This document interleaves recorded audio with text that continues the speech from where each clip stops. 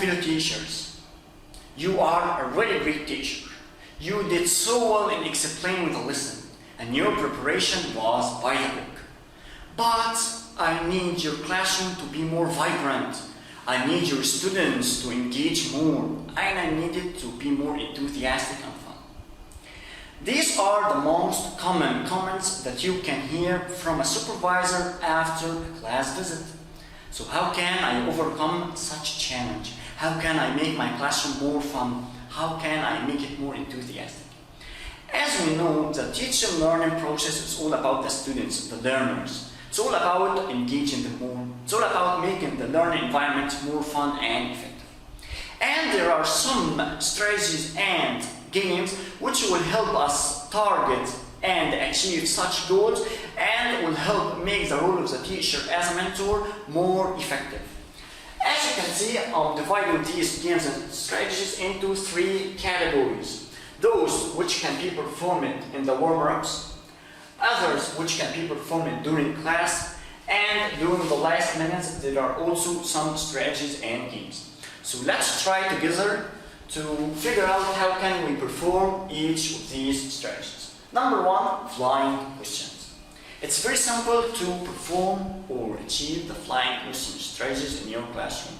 For example, you can choose any of those hyperactive students to come into the board and face it. Stand his face next or in front of the board. Then he will start or she will start clapping hands. Clapping. And you will have a folded paper with a question. Once he starts clapping, you will hand out this folded question or folded paper into a student, who by turn will hand it into or pass it into another student, into another one, and the clapping is constant.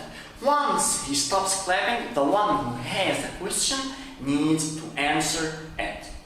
And by so doing, you engage in the hyperactive student and you engage more students during the class. So this is number 1, the flying question strategy. Let's move on to number 2, fan cards strategies. How can I perform it? You will have some cards for different colors, and each card will have a question. And you're going to divide your classroom into groups of 3 students. Then you will start to go to each group and ask the first student to choose a card or draw a card. Then you will ask the second student to read the question. And you will ask the third one to answer it. The first one will draw the card randomly.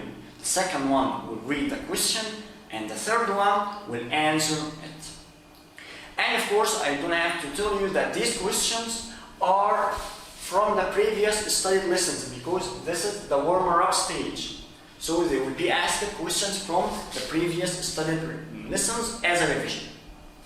Number 3, magic cards. If you are presenting an illustrative video, you can use these magic cards to ask the students to write some comments or questions on this illustrative video. Instead of just sitting and watching, they can use these magic cards to write or to make some comments about the illustrative video. And after the video is finished, you can ask them to read their questions and you will start answering and pave the way to introduce your lesson. These are 3 of some of the strategies which you can use in the warmer-up stage.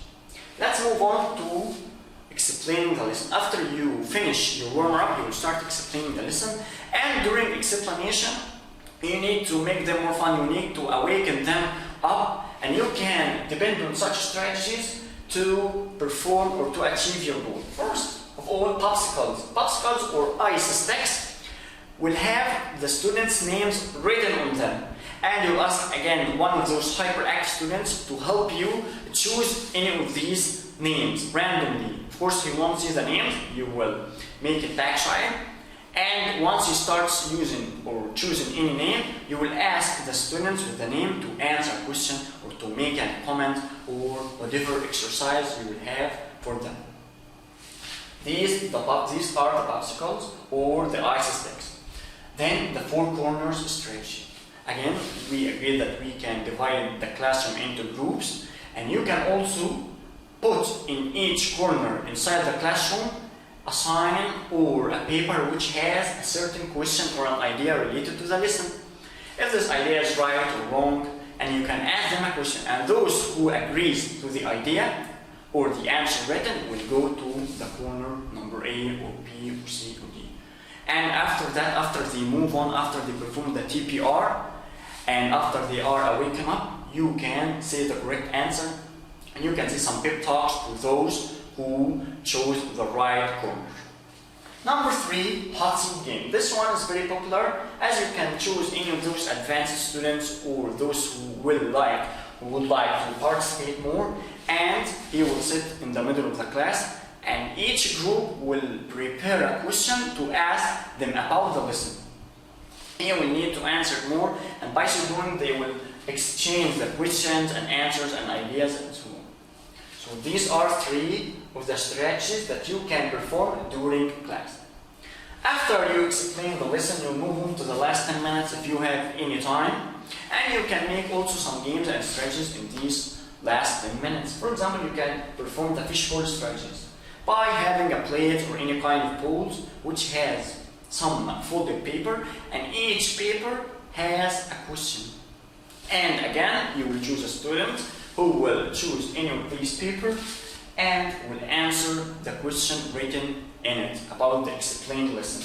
The difference between the fishbowl and the fan cards or the flying question is that these are about the previous slide lesson, but this one is about the just explained lesson that you just explained. And of course, there is 1 minute question strategy, which will have a question about the whole class, like a wrap-up. For example, summarize or mention some main points in 1 minute. And you can perform it in the last 10 minutes of your classroom. By so doing, you can make your classroom more active and fun, but I need to note that each of these strategies are according to some adaptations. For example, the size and the stage of class. For example, if you are teaching to primary students, it's different from teaching to high school or junior high students. Each one have their characteristics. Each one will have their environment, duration of the class and duration of the lesson. If your lesson is 30 minutes or 45 minutes, you need to bear in mind the duration in order to perform each strategy out of these effectively without wasting any time. And of course, the nature of the lesson play a key role in choosing which strategies that you can perform inside your classroom. So I hope that I made some clear or useful points in active learning strategies, and I'm awaiting some ideas, more suggestions and ideas in order to share our experiences. Thank you very much, and see you in the next seminar.